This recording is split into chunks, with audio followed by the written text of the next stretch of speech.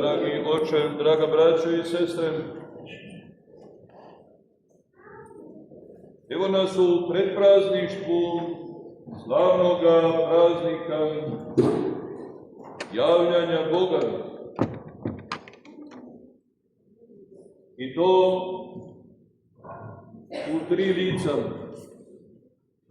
Onako kako jeste savršeni Bog koji nam se otkrio ljubavlju svojom i divnim staranjem svojim. Isus dolazi na Jordan, drugo lice Svete Trojice, a Duh Sveti silazi u vidu goluba, a glas Oca se čuje i svedoči o Sinu njegovome, jedinorodnome. A ličnost koja divno upućuje na Gospoda Isusa Hrista, na Spasitelja, koja je bila vrlo poštovana i kojoj su mnogi dolazili radi ispovedanja grehova, radi krštenja na Jordanu. Jovan slavni od rane mladosti svoje zlopatio se, a mi tražimo neprestano da li prođe jedan dan u našem životu da ne izmišljamo i ne tragamo za rešenjima za udobnost života. Sveti Jovan Krstitelj sa svojom majkom Jelisavetom skloni se u goru kada je ubijeno ono mnoštvo mladenaca, ne bi li bio među njima ubijen i Isus Hristos. I ostade već tada bez svojih roditelja. Uzraste anđeli su ga podizali, hranili. I kakva je njegova ekskluziva, draga braćo i sestre, u odnosu na nas, na druge ljude?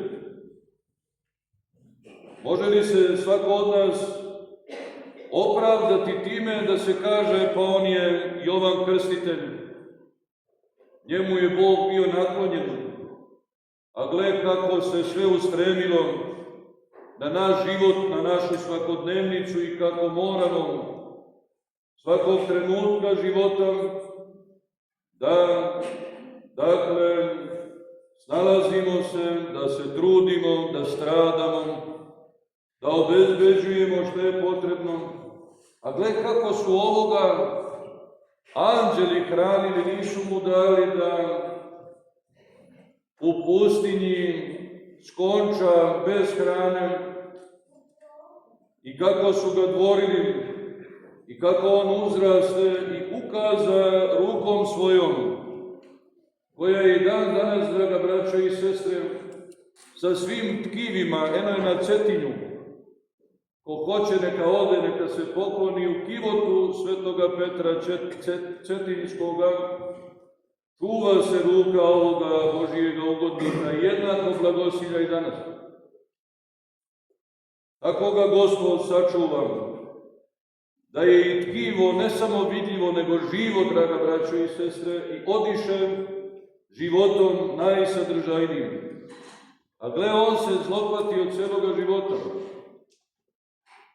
a sija blistavije od anđele, draga braćo i sestre. Za njega Gospod kaže, Isus Hristos, da je najveći rođeni od žene. Takvu hvalu dožive Jovan još pre nego što mu je i glava odrubljena. Kako se udostoji da drugo lice Svete Trojice, sami Bog, njemu takvu hvalu saopšti pred ljudima, da to bude zapisano i rašireno širom vaseljene, draga braće i sestre. I i pogledavši, zavirivši ovaj život ovoga pravednika, koji ničim ne zasluži zlopaćenje, a gle koliko se zlopatio, i dođe do takve savršene slave koju mu Bog ne uskrati, nego ga tako obuče u najsjajniju meru življenja i lepote, da tako blistavo sija, da se pojavljuje pokraj živoga istinitoga Boga, uz presvetu Bogorodicu, najslavljenija ličnost među ljudima, draga braćo i sestre. I lepota ovoga razume se, jer nalikova na onoga na koga je ukazivao neće malo stradanje podneti Gospod, nego još veće, draga braćo i sestre. I njegovo zlopaćenje neće biti malo, i opet taj bez greha tako strada žestoko i podnosi sve radi nas, radi našega spasenja, da bismo mi večno živjeli, draga braćo i sestre. I imamo li ikakvoga opravdanja da drugačije postupamo nego da ljubimo svaki spomen njegovoga imena, a kamoli da se trudimo neprestano da živimo u obitavanju, u ljubavi, iščekujući njegov skori drugi dolazak. Čuli smo malo pre, pročitao je Štec ovde odeljak kada sveti apostol Pavle govori svome učeniku Timoteju da se zlopati, tvoreći evanđelje, da ne štedi sebe, nego dakle da neprestano u trudoljublju živi i da u tome nalazi utehu.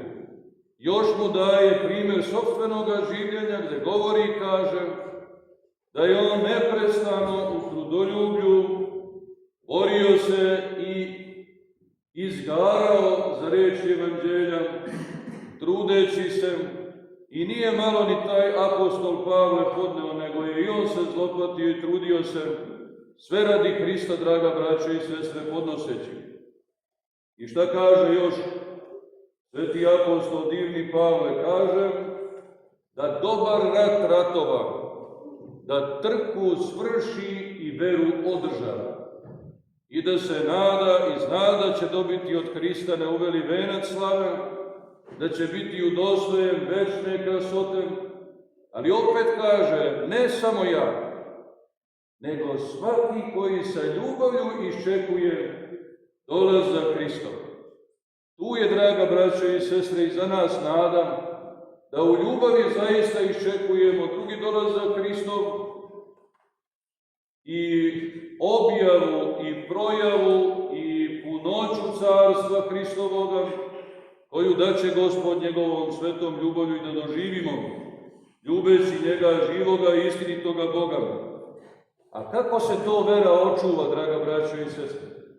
Svedoče nam sveti oci koji govore da je vera plod pokajanja i da čovek pokajavši se, zavirivši u biće svoje, sagledavši sve svoje slabosti pa i propuste, nada se i veruje. Dakle, vera se snaži, ona se hrani, uzrasta, dakle, pokajanjem. Upravo ovo o čemu Gospod ovde saopštava preko evanđelista Marka, što se zbilo i dogodilo kako sveti Jovan Krstitelj upućuje najsavršeniji propovednik pokajanja na to da se pokajemo i da time pripremimo dolazak Hristov, ne samo tada kada je Hristos dolazio na Jordan da se krsti, nego i danas, draga braćo i sestre, da se i mi pripremimo kroz pokajanje, da nam se vera snaži, da uzrasta i da se uvećava i da da Gospod Bog, da sve savršeno ljubavlju Božijom živimo i da ga iščekujemo u ljubavi, bez obzira na bilo šta što je potrebno da podnesemo. To će samo biti nalikovanje male mere podnošenja u odnosu na zlopaćenja koja su prošli sveti, draga braćo i sestre. i da u tome razumevamo i shvatamo, a tada tako shvativši naći ćemo i radost, a ta će radost ispunjavati i srce i dušu, duh će biti bodar, telo će služiti, dakle, razumnoj duši i znaćemo da uravnotežimo, da stavimo pred sebe ono važnije i najvažnije, a to je spasenje, draga braćo i sestre. Hristos je vaskrsao, nama večno valja živeti. U čemu ćemo mi to obitavati? U mnogome će zavisiti od rešenosti, kakvom pristupamo Bogu i s kojom popunjavamo vreme koje nam je dano ovde na zemlji, draga braćo i sestre. I da pomenemo i to, da ono što je ekskluzivno i veliko kod svetog Jovana Krstitelja i što u mnogome se razlikuje u odnosu na naše življenje i uopšte svetitelje koji su pre nas živjeli, koji divno blistaju ljubavlju Božijom, u odnosu na nas, hrišćane, jeste, kaže sveti Justin Popović, divni, mudri, naš srodnik, da kažemo tako, jer je iz našega roda, to što je rešenost kod svetitelja veća nego naša. Ajmo i mi da se u Boga uzdamo, da mu tražimo tu rešenost, da je neprestano podgrevamo, uvećavamo, da joj se predajemo i ta rešenost bit će poput magnetizma, draga braćo i sestre, koja će privući blagodat Božiju, koja će zasigurno menjati naše biće na bolje i usavršavati nas i danas, dakle i sada, a isto tako i u mnogo većoj meri ljubavlju Božijom i u vekove vekova. Amin.